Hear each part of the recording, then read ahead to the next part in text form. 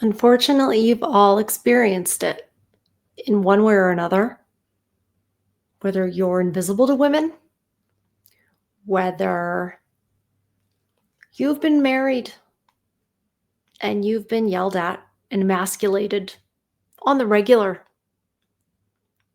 called names. Now, some of you, I said that in the past tense, but some of you are still married. I know you are because you email me and you comment. And it's like a prison, right? Because cheaper to keep her. And you probably want to keep your kids too. And not run the risk of, I don't know, she gets mad and you're falsely accused. How on earth are we capable of doing this to you? Now, once again, I will say, in case there are any women watching, thank you. Welcome. I will say that, of course, men can be cruel. Of course, they can. Of course, they can be violent. I'm not saying that they can't be. But what I am saying is the thing that we're really not supposed to say. And that is basically hidden from all of us. Makes it easier to deny it, at least for us, right? Well, that can't possibly be true. I would never do that. But we hide behind layers so that it isn't automatically apparent how capable we are of cruelty, of inflicting pain. It's becoming more apparent, though. Thank you to, well, YouTube, online, Rumble, all of these platforms. It's becoming more apparent because it's less controlled. We're all seeing it. At least we all are. And that's good because light makes the rats flee, right? You turn on the light, the cockroaches run. Sunshine is the best disinfectant. And that's what we're doing. And that's what I hope we're doing here. And we women, we need it for ourselves, for the women who are watching. It's better for us to understand ourselves and the darkest corners of our minds. It's better. For us, it's not really the red pill. It's a giant pill of humility that we need to swallow. And we need to understand that it doesn't mean that we have no value. And it doesn't mean that, we're not worthwhile or important or any of those things. And it doesn't even mean that we're horrible people. It just means that we'd be better if we recognized that we can and have done and are doing horrible things, particularly to our men. Welcome back to Far From Eden.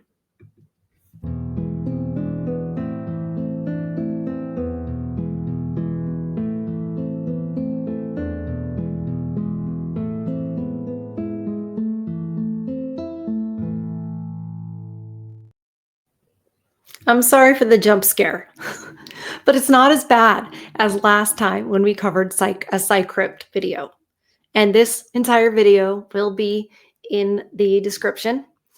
And please go to his channel, because you never know if it's an AI voice, and like the video if you haven't already. Subscribe to his channel. He puts out great stuff. It's interesting when you go to the about section of his channel, it talks about, uncovering human psychology, blah, blah, blah. It's very well written. It talks about human psychology and these sorts of things and digging deeper. And I'm like, I've looked at all the videos on his channel and it's not really human psychology that he delves into. It's more our psychology.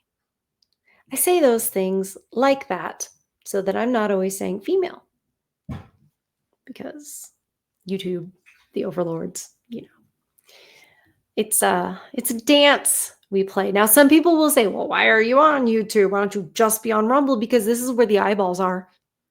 This is where the men wander in here and realize the truth. And sometimes it saves their lives. So, yeah, I'm going to stay on YouTube and I'm going to try to, you know, do what I have to do to get the message out. Meanwhile, all my content is on Rumble. The weekly stuff gets uploaded on Mondays, and can support me on Locals as well.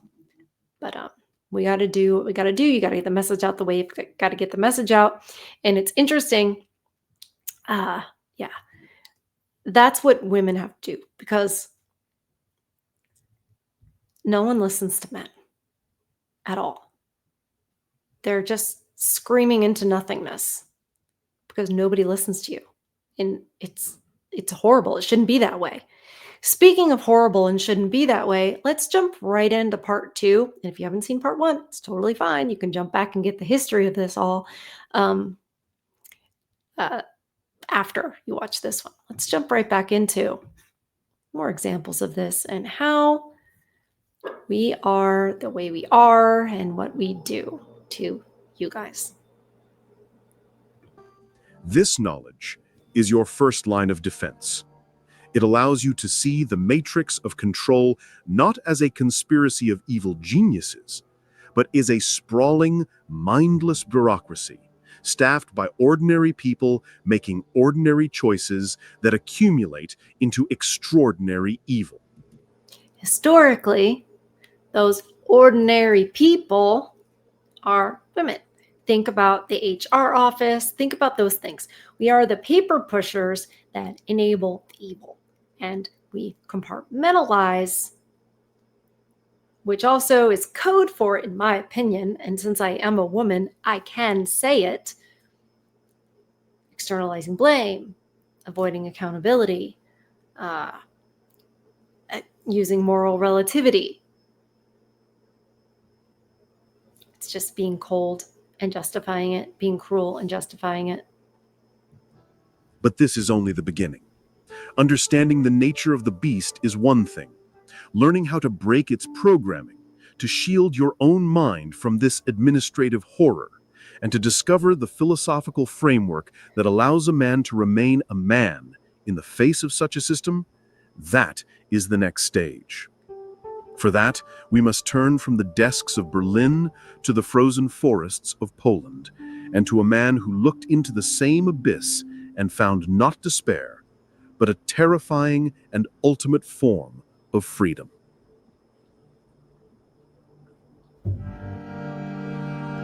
We left the sterile, terrifying efficiency of the administrative office, where horror was processed through typewriters and filing cabinets.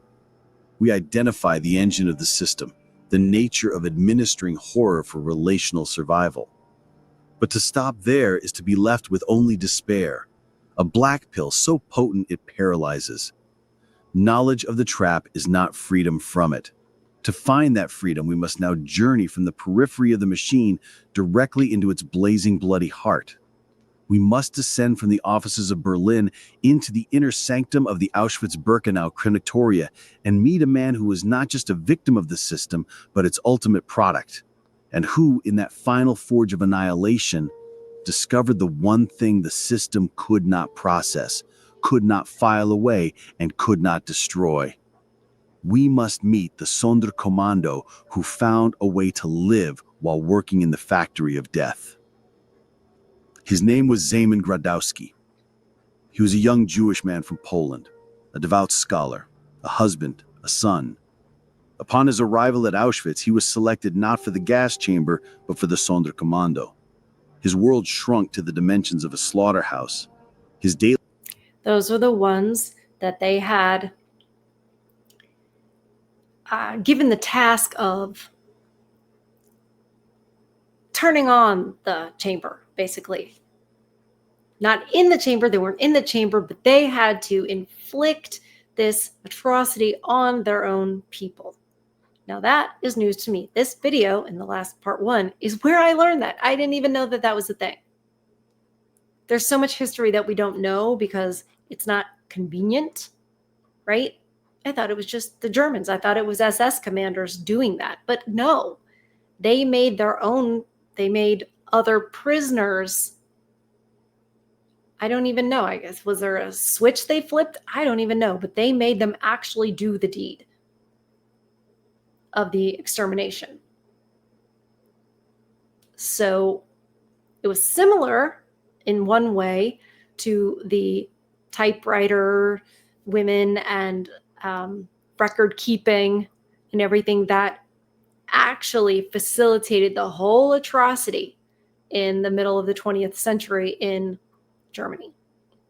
The one we're all very familiar with. And as I said in part one, the reason I think he uses this example, because as he said, it's not the only time in history that the women were used as cogs in the machine to push it all, because of our wonderful ability to be cruel and feel nothing, to distance ourselves from it, to justify it, to do so because it enables our acceptance in the system. It enables our acceptance, and so that we are basically virtue signaling all the time. Look at me, look how good I am, look how important I am because I'm pleasing this whatever it is, even if this whatever it is terribly evil. It's horrible. It's horrible, and it's happening today. As I have said before in many, many, many videos, we are the number one weapons against you. They use us as a weapon against you, as Satan used Eve in the garden against Adam. That was the whole point of it. Get to Adam, bring Adam down. How to do that? Through the women. And that's what's happening in this day and age. And that's, in a way, what happened in an atrocity such as the one during World War II. He is juxtaposing that with the men who will say flip the switch on the chambers, and the women who typed up all the records that made it so that that was possible. The routine was one of almost unimaginable trauma, leading terrified people into the gas chambers, pulling gold teeth, cutting hair, and shoveling the ashes. This was the male trauma of direct physical agency in the horror. There was no bureaucratic abstraction here, no comfortable desk, no relational distance. His hands were soiled not with ink, but with the soot of his people. The psychological pressure designed to break a man was absolute. The SS expected these men to become brutish, hollow, to lose all semblance of humanity, to be consumed by the horror they were forced to administer. For many, this is exactly what happened. The spirit was broken before the body. But Zalman Gradowski and a small circle of others did something extraordinary. They decided to bear witness. They became the archivists of the abyss. Imagine the scene. It is the dead of night, in a barracks, surrounded by the constant sweet, sickly smell of burning flesh. Gradowski, exhausted beyond measure, his soul scarred by the day's atrocities, takes out a stolen pencil and a few scraps of paper salvaged from the victim's belongings. His hands are trembling, not from fear, but from a righteous, world-shattering fury. He begins to write. He does not write a diary of self-pity, he writes a philosophical manifesto. He documents the entire process of destruction with the meticulous eye of a journalist and the profound soul of a theologian. He records the names of the dead, the last words of mothers to their children, the specific cruelty of an SS guard, the exact mechanics of the gas chamber. He buries these writings in metal containers in the earth around the crematoria, a message in a bottle thrown into the sea of time, addressed to us, the future. This act was more than rebellion. It was an act of cosmic defiance. In a place designed to erase all memory, he created a permanent record. In a system that turned human beings into smoke, he insisted on their names. In a universe that had seemingly become utterly godless and meaningless, he imposed meaning through the sheer, unassailable force of his will. This is the critical pivot. This is the moment the black pill reveals its hidden diamond core. Gradowski's writings are not just a historical document. They are a philosophical blueprint for liberation in the face of absolute power. He realized that the system, the entire Nazi edifice from the female secretary in Berlin to the SS man with the whip, depended on one thing: the consumption of the individual will. It sought to turn every human being into a function, a compliant cog. For the administrators, the reward for compliance was a comfortable life. For the Sonderkommando, the reward for compliance was a few more months of a hellish existence. The system offered a transaction, your soul for your survival. Grabowski rejected the transaction. He looked at the offer and saw its inherent lie. He understood that a survival purchased with the annihilation of his self was not survival at all. It was merely a slower, more agonizing form of death. I think a lot of men who have walked away, and I'm saying that I'm not being a woman that's like, I'm going to tell you how you feel and I'm going to tell you what your experience is. I'm telling you what they've told me, how utterly depressing it is, how dark it is, and how they don't want it to be that way. And I have been racking my mind trying to help in some way. How can I, but trying to offer hope, it's nearly impossible the way the society is set up against you guys. Now, again, we are not in World War II. This is not what these people went through. But in order to understand something, a lot of times you have to take it to its extreme to figure out and to actually clearly see what's going on. Because the dynamics are the same. The psychological torture to break you. How many of you feel broken by it? And it's by this system that's against you. And if you think, well, dating's not a system. Absolutely, it's a product of the system. It's a symptom. Don't confuse the symptoms for the cause, the root of the problem. The symptoms are not the sickness. And to understand and overcome any of this, even if it's only in your mind, which I shouldn't say only, but if in your mind, to overcome any of that darkness, you have to understand the sickness. By writing, by bearing witness, he was taking back the only thing he truly ever owned, his own consciousness, his own moral agency. He was administering his own soul. Let's make this real for you, right now, in your life. You are not in a death camp, but you are in a system. The modern corporate state apparatus is the new administrative machine. It does not threaten you with Zyklon B. It threatens you with obscurity, with financial ruin, with social ostracization. Its administrators are not typing deportation orders. They are drafting HR policies that pathologize your masculinity. They are processing your cancellation through social media mobs. They are adjudicating your divorce in family courts that systematically strip you of your assets and your children. The transaction is the same, only the currency has changed. The system offers you a deal. Comply. Muzzle your opinions. Repeat the approved slogans. Accept your role as a second-class citizen. Do your boring, soul-crushing job. Consume your approved entertainment. And in return, you will be allowed to exist. Now, there are so many of you that think, oh yeah, the past 10 years, or oh no, the past 20 years, or oh, it was better back in the 90s. No. I probably would have said that. I would have said that before starting my channel. Well, I didn't know much before starting my channel. I would have said that, I don't know, a year ago, 2 years ago. I would have said that before we read The Decline of the American Male. Reading that book opened my mind, as so much of this has done, doing this with you guys, because this is a group project. Welcome if you're new to the group, but this is a group project. We read The Decline of the American Male together.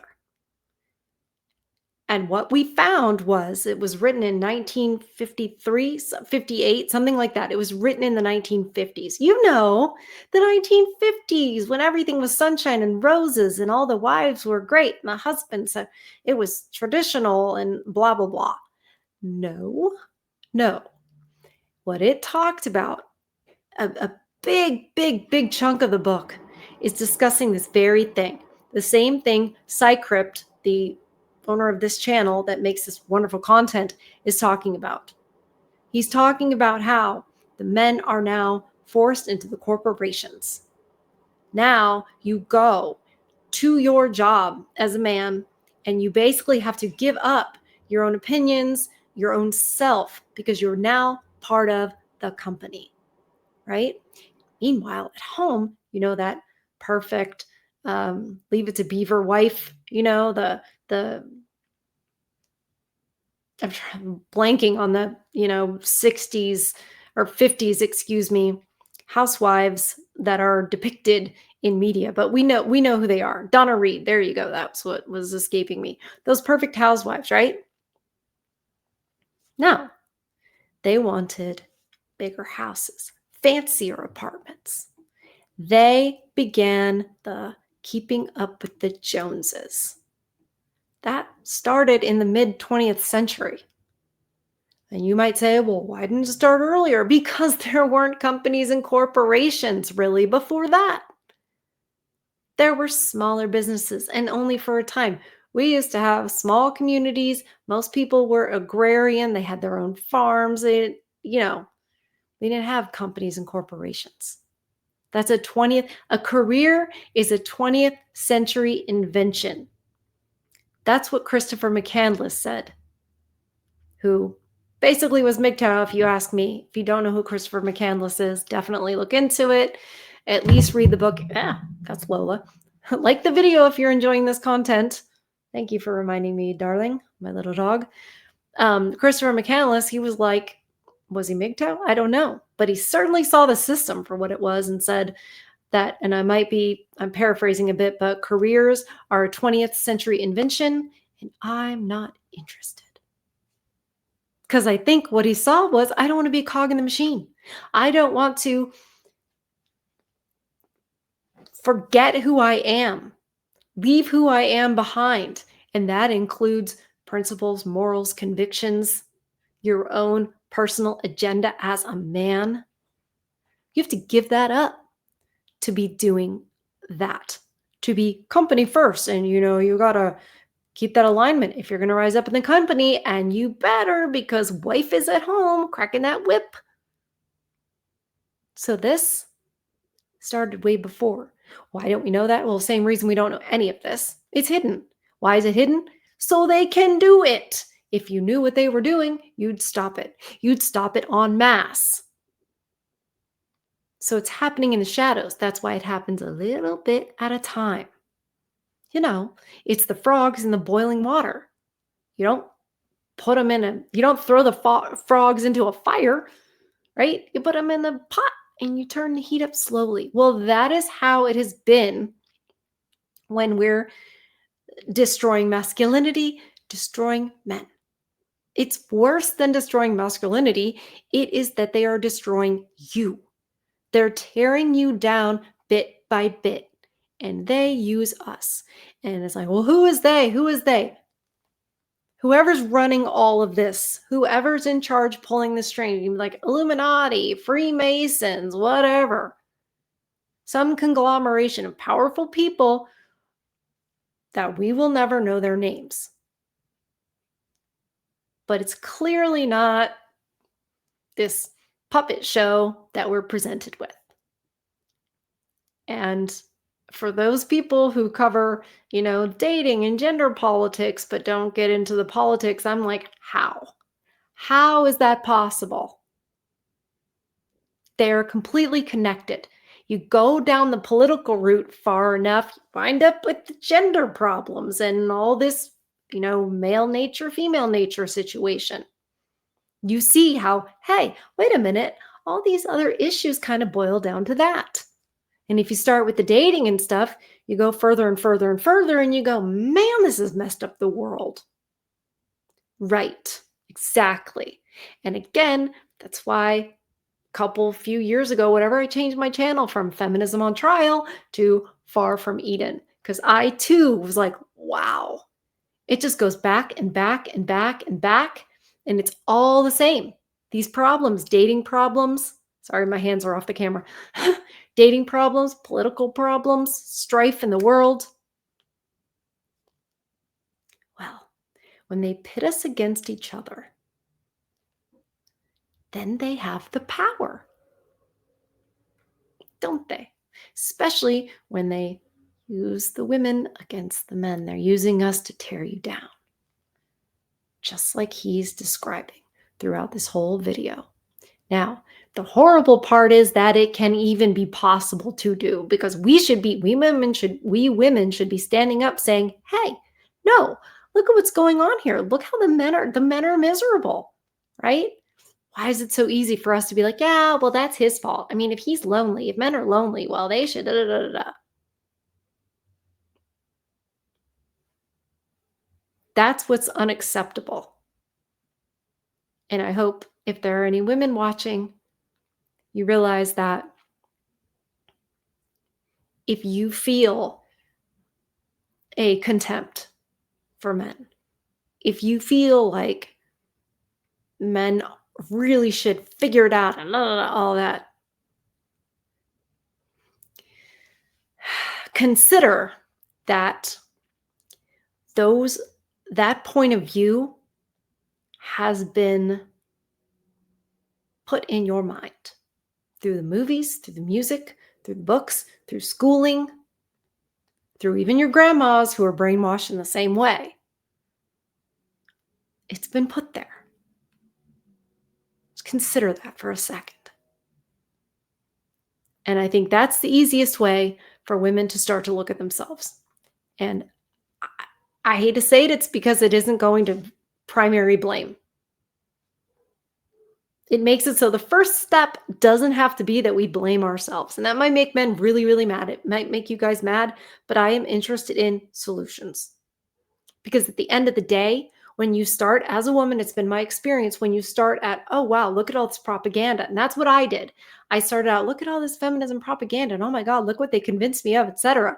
Then it led to, what have I contributed to it? Where have I been the figurative HR person? Where have I done that? Then I was ready to look at that. So I just want to insert these things as we go through videos such as this, exploring these topics, because I want to peel the layers and get to the truth so that we can maybe have a chance to wake some people up. Because even if this is all going down in flames and it's all going to, burn to the ground, and this is the end of Western society in slow motion, even if Western society ends like that, we still exist. Men and women still exist. And it'd be better if at least some of us knew how to deal with one another. You will be given a sliver of security, a baseline of comfort, a simulacrum of life. This is the relational survival we spoke of. This is the modern version of Anna the secretary, going home to her comfortable apartment, having been a good girl all day. Most men take the deal. They become the male equivalent of the Sonderkommando, who simply goes through the motions, dead inside, waiting for his own number to be called, his spirit already cremated. Grabowski's legacy is the ultimate refutation of this deal. He teaches us that the only way to truly survive a system designed to consume you is to make your inner world ungovernable. His act of writing was the ultimate act of non-compliance. It had no tactical value. It wouldn't stop the trains. It wouldn't save a single life. It was, in the utilitarian sense, useless. And that is precisely what made it so powerful. The system could process everything.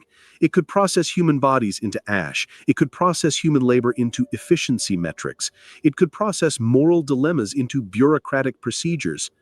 But it could not process a purely sovereign act, an act undertaken for no other reason than to assert one's own humanity against the tide of nothingness. It could not file it, could not categorize it, could not administrate it into non-existence. His writings were a spiritual IED planted in the foundations of the machine.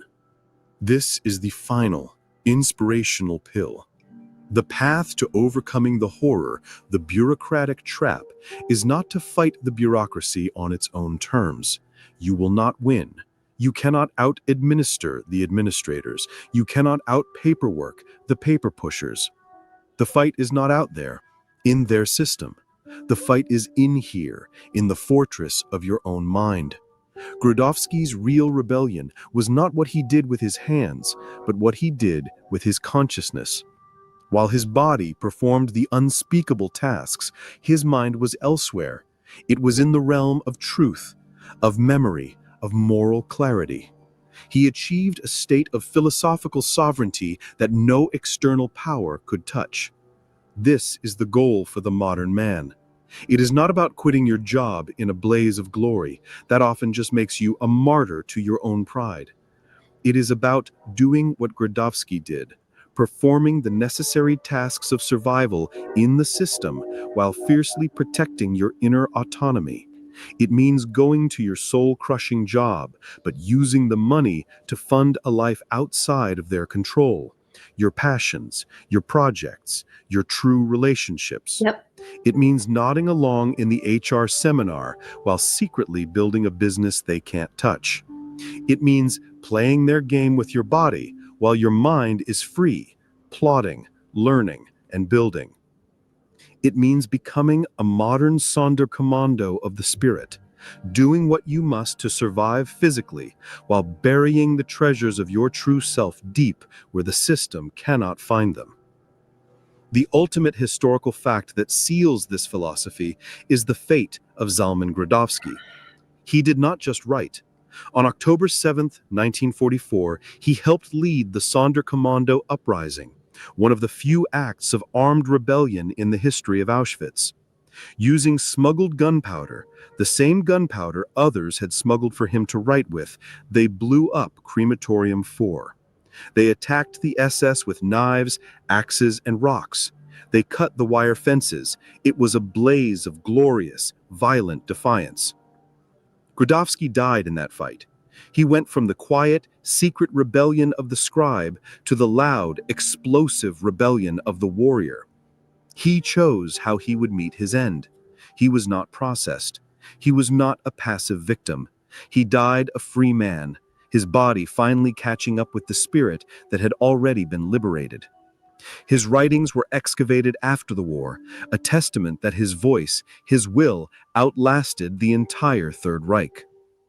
The system, then and now, wants you to believe you are powerless.